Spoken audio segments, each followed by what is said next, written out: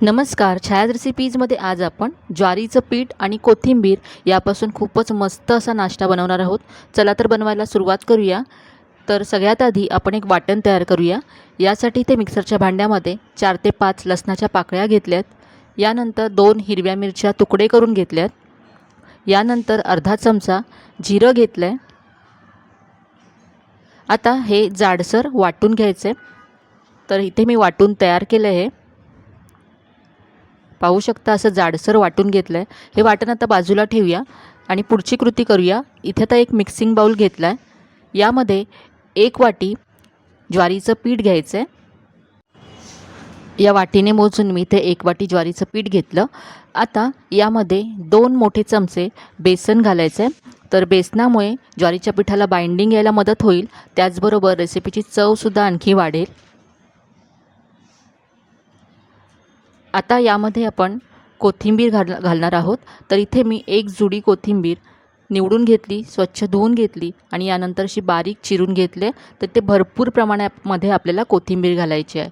1 वाटी आपण ज्वारीचं पीठ घेतलं होतं, तर तेवढीच इथे 1 वाटी मी कोथिंबीर घेतली आहे. यानंतर यामध्ये कांदा घालायचा आहे. कांदासुद्धा अगदी बारीक असा चिरून घेतला आहे.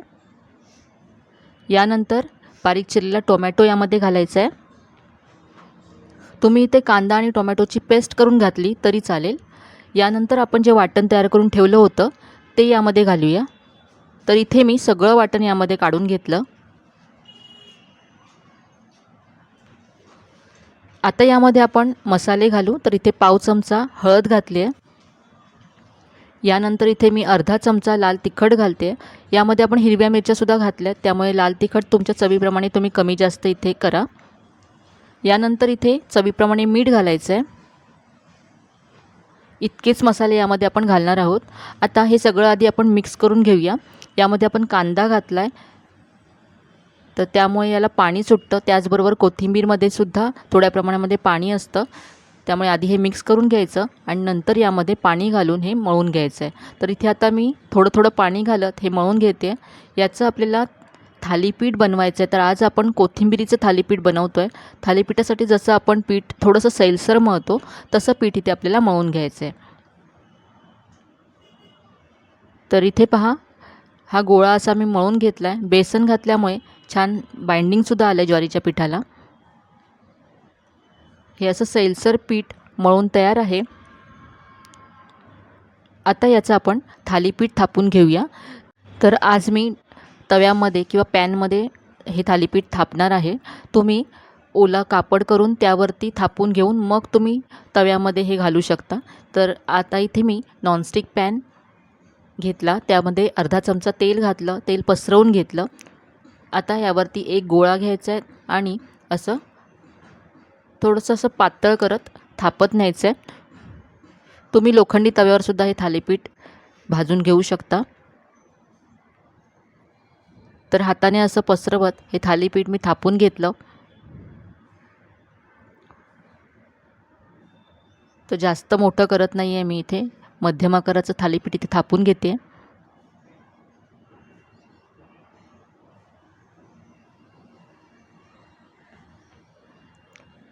चवीला हे थालीपीठ खूपच मस्त लागतं.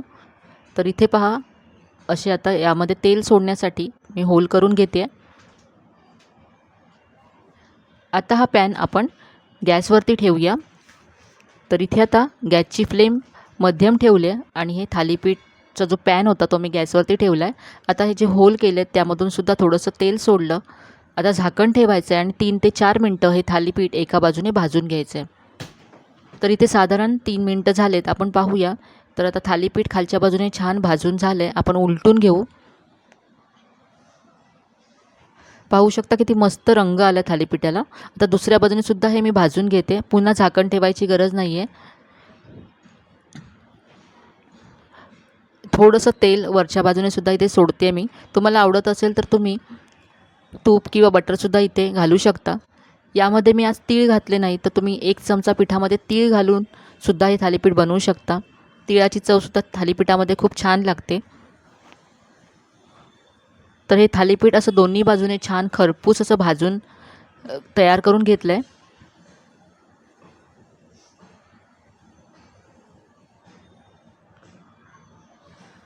आपण काढून घेऊया. सकाळच्या घाईच्या वेळेससुद्धा नाश्त्यासाठी तुम्ही अगदी झटपट हे थालीपीठ तयार करू शकता.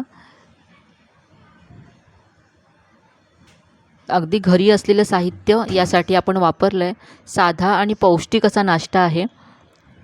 तर इथे थालीपीठ मी टोमॅटो केचपबरोबर सर्व केलं आहे.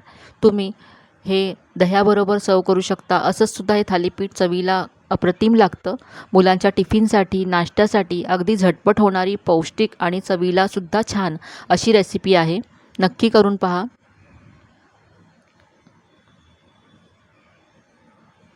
आजची ही रेसिपी तुम्हाला नक्कीच आवडली असेल. रेसिपी कशी वाटली कमेंटमध्ये नक्की कळवा. रेसिपी जर आवडली असेल तर व्हिडिओला जास्तीत जास्त लाईक करा, शेअर करा. चॅनलवर नवीन असाल तर चॅनलला सबस्क्राईब करायला विसरू नका.